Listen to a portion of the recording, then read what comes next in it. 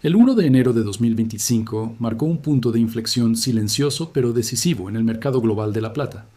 En esa fecha, China implementó restricciones integrales a la exportación del metal, una medida que no fue presentada como sanción ni como emergencia, sino como una reorganización administrativa. Sin embargo, el efecto real fue inmediato. La plata dejó de operar como una mercancía ordinaria y pasó a ser tratada como un recurso estratégico. La decisión se interpretó como un acto deliberado de weaponización económica. Al controlar entre el 60% y el 70% del suministro mundial de plata refinada, China no necesitó anunciar un embargo total para alterar el equilibrio del mercado. Bastó con redefinir las reglas de acceso. A partir de ese momento, el flujo de plata hacia el exterior dejó de responder a dinámicas de mercado abiertas y pasó a depender de autorizaciones estatales. Este cambio transformó la posición de China dentro de la cadena global. De proveedor relevante, pasó a convertirse en guardián del acceso. La plata, esencial para industrias críticas y sistemas tecnológicos avanzados, quedó sujeta a decisiones políticas y administrativas. El mercado global ya no operaba sobre la base de disponibilidad y precio, sino sobre permisos y prioridades estratégicas. La importancia de este movimiento no radicó solo en la magnitud del control, sino en su carácter estructural. No se trató de una interrupción temporal ni de una respuesta a una crisis puntual. Fue una redefinición permanente del estatus del metal. La plata fue elevada al mismo nivel que otros recursos considerados sensibles, cuya exportación se gestiona como un asunto de seguridad nacional. Este acto inicial sentó las bases para una reconfiguración profunda del mercado. Al convertir la plata en un instrumento de poder económico, China alteró la lógica tradicional del comercio de metales. La pregunta dejó de ser ¿cuánto cuesta la plata? Y pasó a ser ¿quién puede acceder a ella? En ese cambio de enfoque reside la magnitud del punto de inflexión que comenzó ese primer día de 2025. Las restricciones no se limitaron a reducir volúmenes de exportación de forma genérica. China rediseñó por completo el mecanismo de salida de la plata al exterior mediante un sistema de licencias estatales. A partir de la nueva normativa, solo 44 empresas autorizadas por el Estado quedaron habilitadas para exportar plata, excluyendo de forma automática a cientos de compañías pequeñas y medianas que antes participaban en el comercio internacional. Este cambio tuvo un efecto inmediato sobre la estructura del mercado. La competencia abierta fue sustituida por un embudo administrativo. El acceso ya no dependía de precio, eficiencia logística o relaciones comerciales, sino de aprobación política. Al concentrar la capacidad de exportación en un número reducido de actores, el Estado pasó a supervisar de forma directa quién recibe plata, en qué cantidad y bajo qué condiciones. La exclusión de exportadores menores no fue un detalle técnico. Eliminó la flexibilidad del sistema y redujo la capacidad del mercado para autorregularse. Antes, múltiples canales permitían que la plata fluyera hacia donde era demandada. Con el nuevo esquema, esos canales se cerraron y el suministro quedó sujeto a decisiones centralizadas que pueden ajustarse sin previo aviso. Este modelo elevó formalmente el estatus de la plata. Dejó de ser tratada como un simple metal industrial y pasó a ocupar la categoría de material estratégico, comparable a otros recursos cuya exportación se gestiona por razones de seguridad nacional. La burocracia se convirtió en la herramienta principal de control, no mediante prohibiciones explícitas, sino mediante permisos selectivos. El resultado fue una transformación silenciosa pero profunda. Para los compradores internacionales, la incertidumbre aumentó.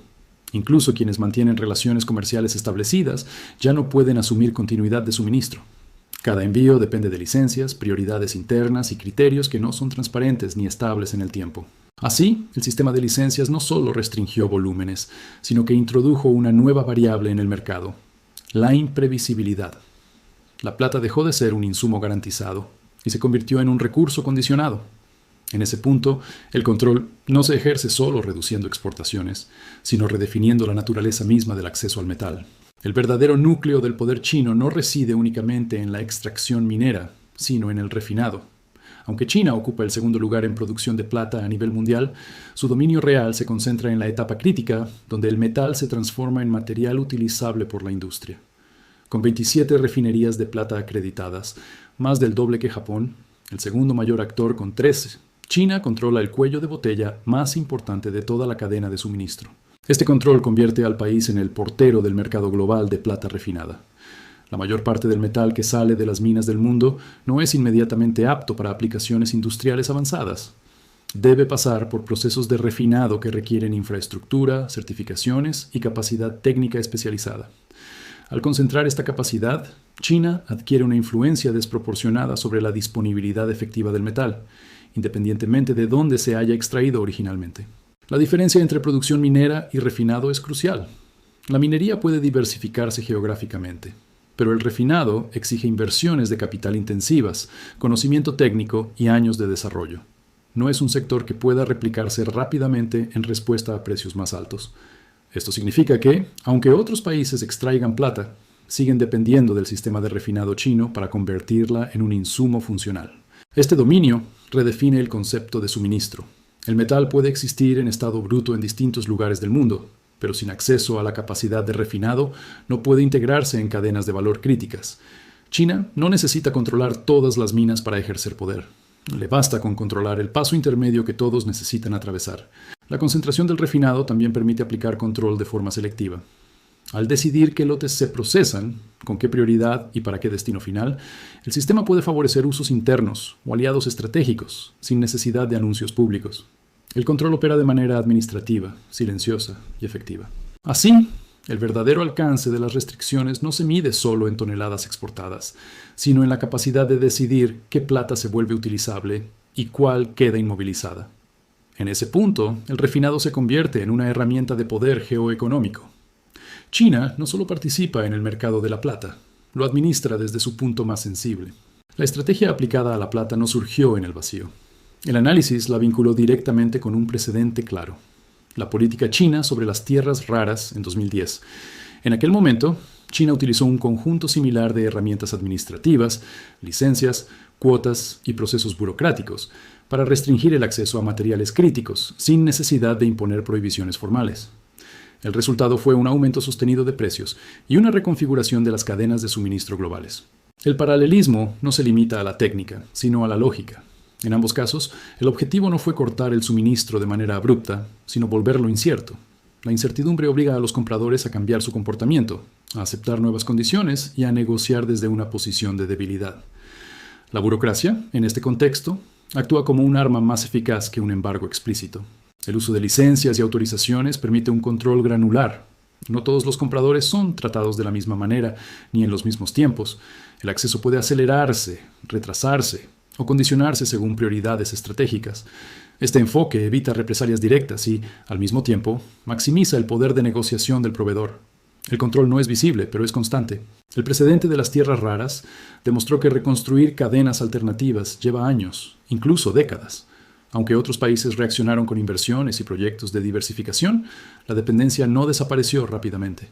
Durante ese periodo, China consolidó su posición y capturó valor adicional. El análisis sugiere que la plata está siguiendo el mismo camino. Al aplicar este manual a un metal tan extendido y crítico como la plata, el impacto potencial es mayor. A diferencia de las tierras raras, la plata está integrada en un número mucho más amplio de industrias. Esto amplifica el efecto de cualquier restricción y acelera la transmisión de costos a lo largo de la economía global. Así, la referencia a 2010 no funciona solo como comparación histórica, sino como advertencia. El patrón ya fue observado, probado y perfeccionado.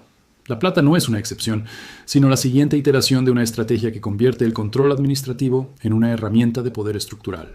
La razón por la que esta estrategia resulta tan efectiva es la naturaleza misma de la plata como insumo industrial. A diferencia de otros metales, su demanda no es opcional ni fácilmente sustituible.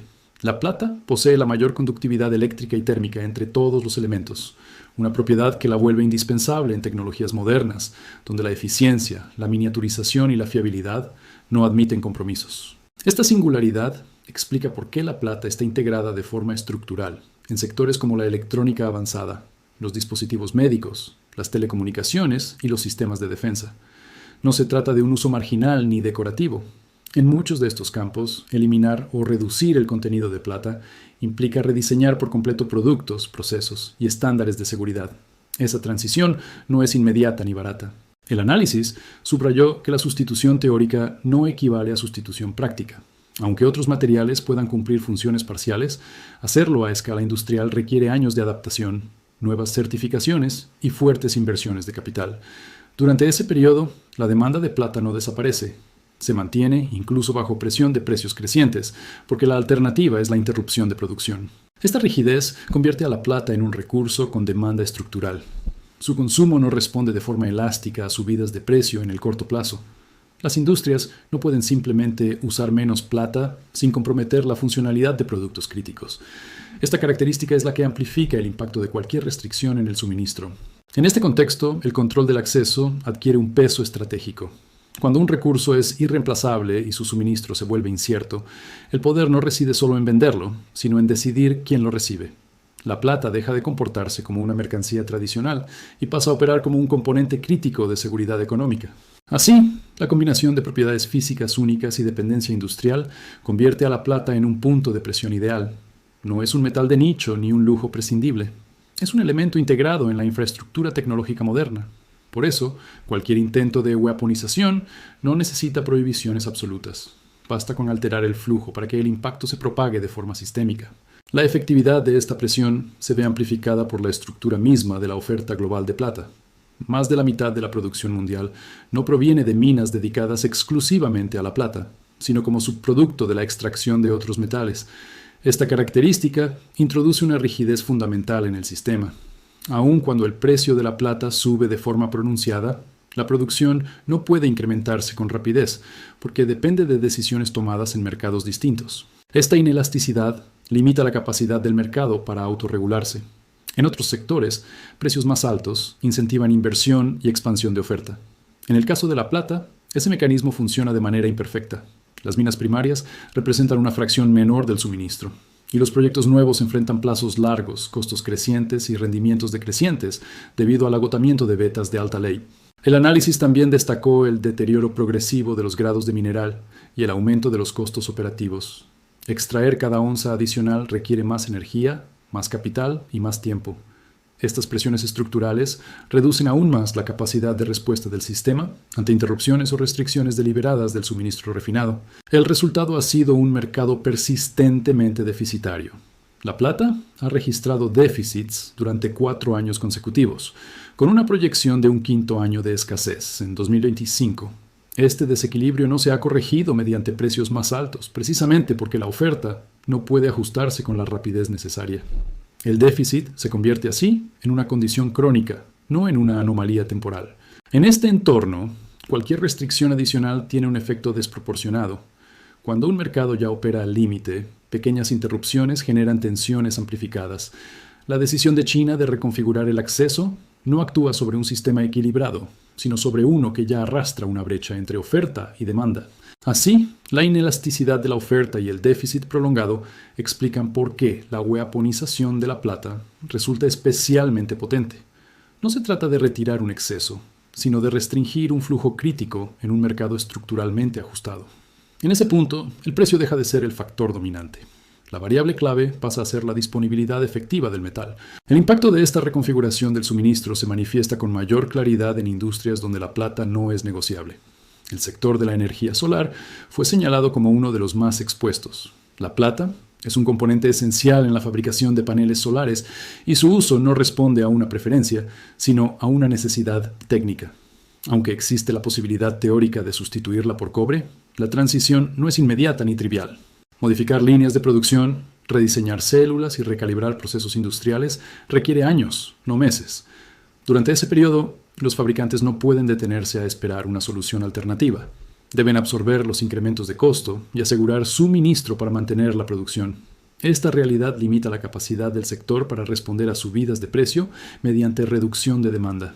El consumo se mantiene porque la alternativa es la interrupción de proyectos energéticos completos. El análisis sugirió que la destrucción significativa de demanda en este sector solo ocurriría a niveles de precio extremadamente elevados. Hasta entonces, los aumentos se trasladan a lo largo de la cadena de valor. El resultado es que la presión sobre el suministro no disminuye, se consolida. La plata sigue fluyendo hacia un uso que no puede posponerse sin consecuencias económicas y políticas. El sector de defensa presenta una rigidez aún mayor. La plata está integrada en sistemas de guiado, radares, sensores y equipos de comunicación avanzada. Estos sistemas no admiten sustituciones improvisadas ni reducciones de calidad. En este ámbito, el suministro no es solo una cuestión económica, sino estratégica. La disponibilidad del metal se vincula directamente con capacidades operativas. El análisis conectó este punto con una estrategia más amplia de control de recursos. La plata no actúa de forma aislada. se suma a otros metales críticos utilizados en aplicaciones militares, creando un entramado de dependencia que amplifica el poder del proveedor. Cuando varios insumos clave se concentran bajo una misma esfera de control, la capacidad de presión aumenta de manera exponencial. Así, el impacto industrial no se limita a incrementos de costos, se traduce en vulnerabilidad estructural. Sectores fundamentales para la transición energética y la seguridad nacional dependen de un suministro que ya no es plenamente confiable. En ese contexto, la plata deja de ser un simple insumo industrial y se convierte en un factor de estabilidad o disrupción sistémica, dependiendo de quién controle su acceso. La consecuencia directa de este control no es solo escasez, sino palanca geopolítica. Al convertir el suministro de plata en algo incierto y condicionado, China traslada la negociación desde el mercado hacia la mesa estratégica.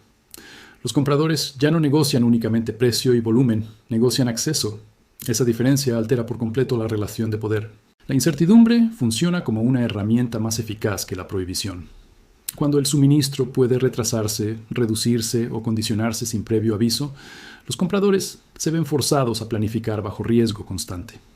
Esta inestabilidad empuja a empresas y gobiernos a buscar acuerdos que garanticen continuidad, incluso si esos acuerdos implican concesiones adicionales fuera del ámbito comercial.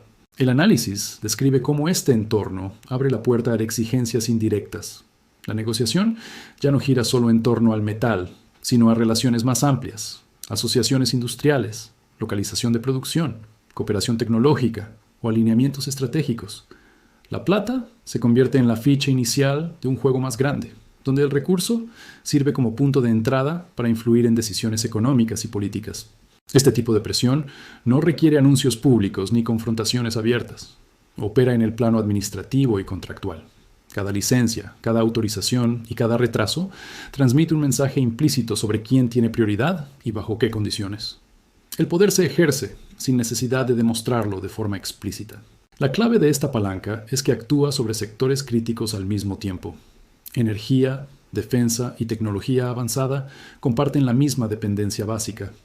Cuando el acceso a la plata se vuelve impredecible, la vulnerabilidad no se concentra en un solo sector, sino que se distribuye por todo el sistema productivo. Esto amplifica el efecto de cualquier restricción puntual.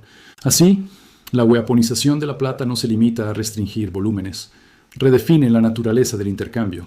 El metal deja de ser una mercancía neutral y se transforma en un instrumento de influencia. En ese punto, el mercado ya no responde únicamente a fuerzas económicas, sino a decisiones estratégicas que utilizan el suministro como mecanismo de presión sostenida.